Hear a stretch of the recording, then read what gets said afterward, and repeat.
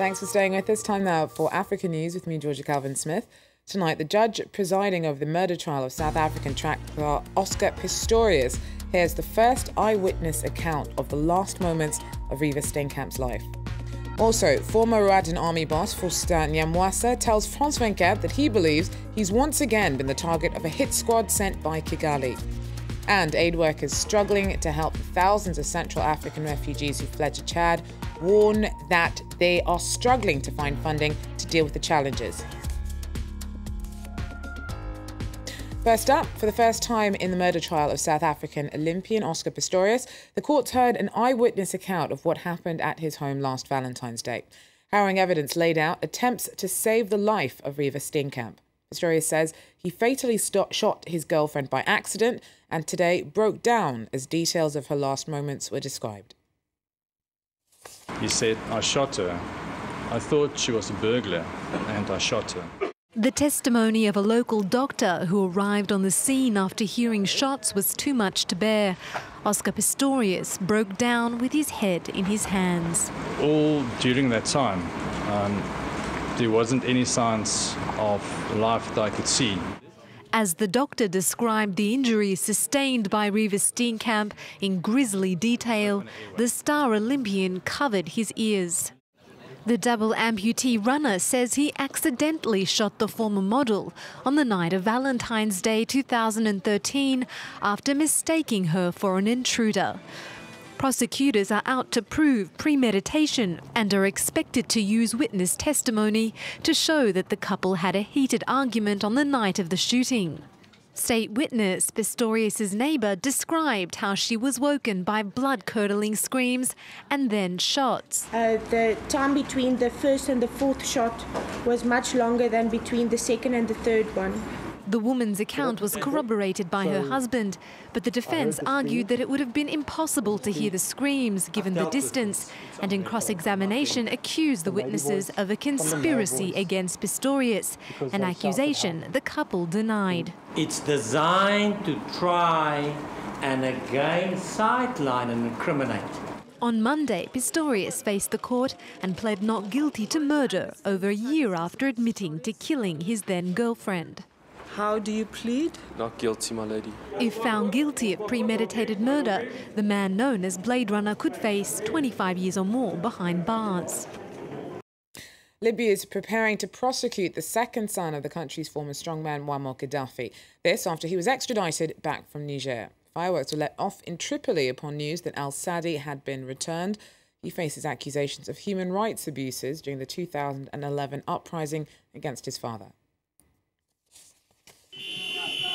Members of a Libyan militia made up of former rebels, the Tripoli Revolutionaries Brigade, celebrated the decision by Niger to turn over Sadi Gaddafi, a son of the late dictator Muammar Gaddafi, to Libyan authorities. He is seen here in jail in Tripoli, kneeling on a mattress while one of his jailers shaves his head and beard. Libya had repeatedly called for his extradition from Niger, which had granted him asylum since 2011 on humanitarian grounds, saying it did not believe he would get a fair trial in Libya. Several human rights organizations denounced the decision to hand him over. Niger and Cameroon are parties to the Geneva Convention, so we would have preferred for the authorities in Niger to communicate this to us directly,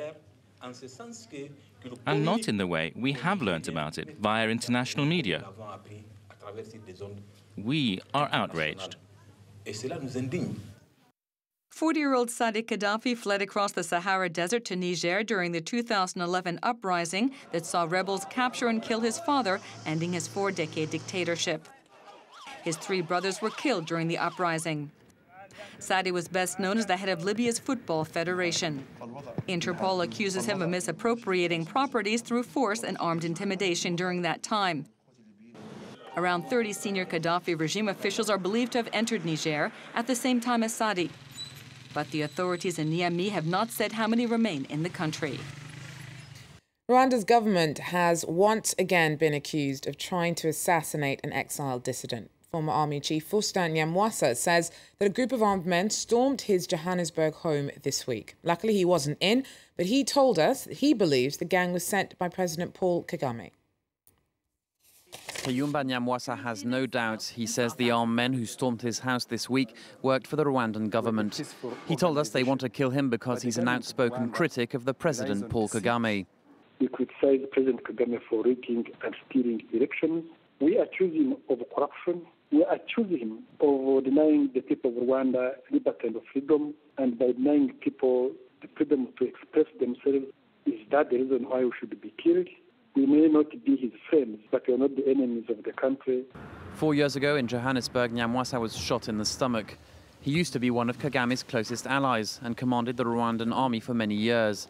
But he fell out with him 4 years ago and is now a member of the RNC opposition party. The Rwandan authorities accuse him of being linked to the FDLR Hutu rebels. The criminal activities of Kayumba and his group under RNC, they are linked with FDLR and the terrible activities that they have been committing among Rwandans. Earlier this year, in this Johannesburg hotel, it was Rwanda's former intelligence chief, Patrick Karegeya, who was found strangled to death. Paul Kagame denied any involvement in the murder of this opposition leader, but said treason brought consequences. Central African Republic's foreign minister told the UN Security Council that the need for a peacekeeping force in his country is more urgent than ever. French and African troops on the ground are struggling to contain escalating violence. The UN Security Council met today to consider a recommendation from its Secretary General to send in a 12,000-member UN mission. France 24's Jessica Mazure is in New York. UN officials painted a really tragic picture of what's going on right now in the Central African Republic. The humanitarian affairs chief, Valerie Amos, who returned just a short while ago from the CAR, described the situation there, saying that 650,000 people are displaced and they are living in atrocious conditions, that the rainy season is looming as well as a food crisis. She said that when she spoke to the interim President Catherine Samba-Panza, she said that when she meets people in the streets of Bangui, the first thing that Central Africans do is point to their stomachs because they are starving. And she said that if she doesn't get much needed funding in order to be able to feed her people soon, then they're going to lose trust in her.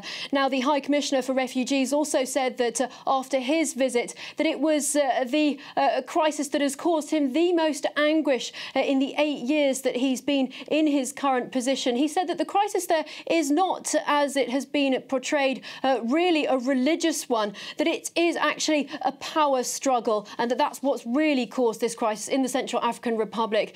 Now, last but not least, Central African Republic Interim Minister Toussaint Kongo Doudou made a very emotional plea. He broke from speaking in French to make a very personal plea, softly spoken in English, saying, please, please help us before it's too late, for the sake of the kids of the Central African Republic, the girls who are being raped and the people who are being killed. Just very quickly, any details there on how the UN plans to move forward with a mission if or when it's approved? Well, Ban Ki-moon's report that was presented to the Security Council today calls for a full-blown UN peacekeeping mission. We'll probably see a resolution by the end of the month. That will be voted on, and then 6 months from then, which will be about September, we will see the MISCA and Songari's forces probably rehatted, transformed into a UN peacekeeping mission. Jessica Mazure there for us in New York. Well, Central Africa's crisis was sparked by a rebel takeover last year. Christian militia formed to fight back against the Seleka insurgents, then turned on communities they accused of backing the rebels. The bloodshed seen around 70,000 Muslims evacuated into neighbouring Chad. Thousands are struggling to get by in chronically underfunded refugee camps. Ondine Ripke from Doctors Without Borders told us earlier that aid agencies desperately need more support. Apart from the Chadian government, who has deployed significant efforts to evacuate these people and save them from the atrocities, the situation is even worse when you think about what these people have gone through. Extreme violence, people telling us how entire families have been killed with machetes, fleeing in a very poor condition, numerous attacks. For example, a mother was telling us how they were not able to take the child which was handed over to her when the truck left.